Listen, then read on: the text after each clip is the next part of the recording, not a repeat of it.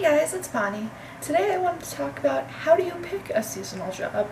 Since I've talked so much about how I love my seasonal jobs and how they have so many benefits, I figured I need to make a video on how do you pick one that's right for you. So, with my experience, I've worked at Beaver Creek and Vail Resorts a lot. I've started at Beaver Creek in the summer. I've worked at both Vail and Beaver Creek in the winter as well.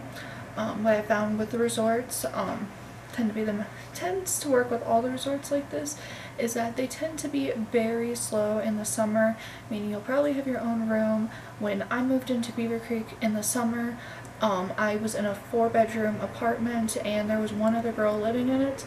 I will admit there was only one bathroom in that apartment, but considering in the winter they typically fill those and may even double up people per room, meaning there could have been 8 girls sharing that bathroom. I felt very lucky that for half the time I had one roommate, for half the time I didn't even have a roommate because she ended up moving out shortly after I moved in. So if you're looking for a place that has more chance at you having fewer roommates, then you may want to consider the season you're applying at and choose what would be the slower season based on where you'll be. I am going to Alaska this summer and the Grand Canyon. I will be documenting my experiences there. I'm very excited for both. From what I understand, they're both going to be very remote locations, which is unlike what I've experienced at the resort. I'm literally right next to I-70 where I live, so super access to roads. There's a Walmart in my town. There's, just civilization. And from my understanding, that's not going to be the case in Alaska and Grand Canyon. I will make sure to make videos so that you guys know what to expect if you plan on going to those places. I always find my jobs through Coolworks, as I've mentioned in other videos. Just really works for me. It mentions if it has housing available on there. Some will even provide food to their employees. It will mention the staff size, which can be important to people if you're looking to be in a smaller group versus a bigger group. And it just mentions a lot about the company before you apply. It really helps you figure out where you want to apply. So now you've got to figure out a spot. So I've made another video about seasonal work that I will link in this, but when choosing a spot you really want to consider what do you want to see, what do you want to do, and that's going to go with the season as well. If you are really wanting to snowboard, then you're probably going to want to apply at like the Rocky Mountains somewhere in the winter. Or if you're looking to if you're looking to surf, then you might want to be in, say, California in the summer. So really just keep in mind, what are you looking to see? What are you looking to do? Are you looking to go on hikes in the woods? Are you looking to be close to places? Are you looking to see something you've never seen? And then just sort of apply based on where you would find these places. And that always works for me well. Sometimes I'll apply somewhere not knowing what it has to offer. That's what I did when I applied at Beaver Creek my first time. I had absolutely no idea the Rocky Mountains were even here, to be completely honest. And I've absolutely fallen in love with this place. I've been here for almost 4 years and I'm only leaving because I want to travel more. It's not like I'm leaving because I don't want to be here. I do. I just want to travel the world more. And I can't do that if I stay in one spot. So next you'll want to consider packing. I have made a video for that as well, which I will link in the comment box below. So when consider packing, just keep it light, keep what you need, and don't bring anything too valuable. If you have to bring anything valuable, for example, if you're a YouTuber as well and you want to bring your camera, then you may want to consider bringing a lock so that you can lock up your suitcase and keep your camera in it.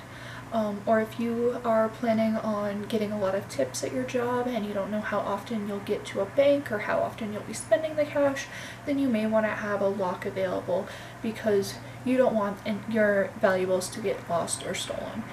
I personally have never had an issue with this. I can't think of offhand of anyone I know who has had an issue with this, but you do have to keep in mind that is always something that could happen. You're going to be in a group of different people you've never met, and you know, some of them may seem friendly, they may seem honest, but you want to be sure.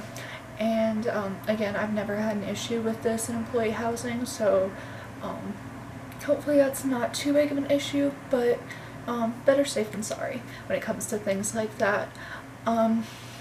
Next, when planning a seasonal job, you're going to want to start setting up travel.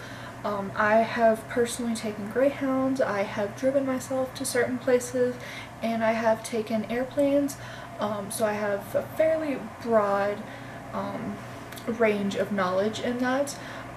Greyhounds can be a little rough depending on how long you go. I've had trips that were 18 hours long, and for me that's a little much on a bus. Overall they're not bad, they are cheap, they're just very tiring. Planes very fast, customs kind of suck, but you know, as long as you can get through security fine, it's not too bad. And then driving, depending on where you go, can be the best option. That thing gives you the ability to have transportation while you're there. That's what I've done the entire time I've been in Colorado while working at both Vail and Beaver Creek, and it's been great. Sometimes I'll drive up to Denver, I've driven out the state, and it just really gives me that freedom and mobility. But with that, you also have to be really considering where you're going. For example, as I've mentioned, I'm going to Alaska this summer, and I have decided my 1999 Camry probably shouldn't go that drive, so I'm going to be flying to Alaska and selling my car. That's just something you really have to consider. Where are you going? How far is it? What's the travel going to be like? And what are you driving? Really just take that into consideration before you get on the road and figure out your best mode of transportation based on where you're going. You'll also want to keep in mind that some places will pick you up.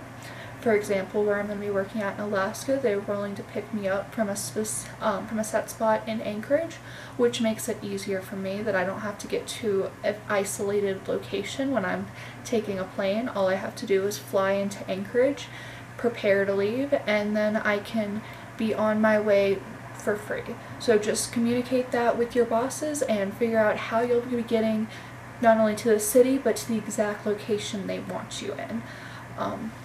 And then the last thing I want to talk about is just fears of travel, of moving, of everything. So for me, when I originally moved to Colorado, I was called. They said they needed to do my background check. That took about 3 days.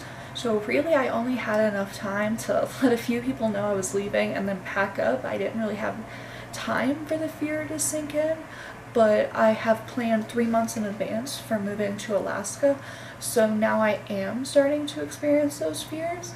The biggest thing I can tell you is to just keep your mind on why are you doing this. For me, it's adventure, and so even though I'm afraid of the unknown, I have to remind myself I need the unknown. The unknown is the adventure, and while I might not know what I'm getting myself into, I know I'm going to see Denali. I know I'm going to see a glacier, and you just have to remind yourself of everything you're going to see, of all the happiness, of all the joy, of just everything, and just, I guess, just find a way to overcome it. And so for me, the way I overcome it is just focus on the good, focus on what are you doing there? Why are you going there? And that's always been enough for me.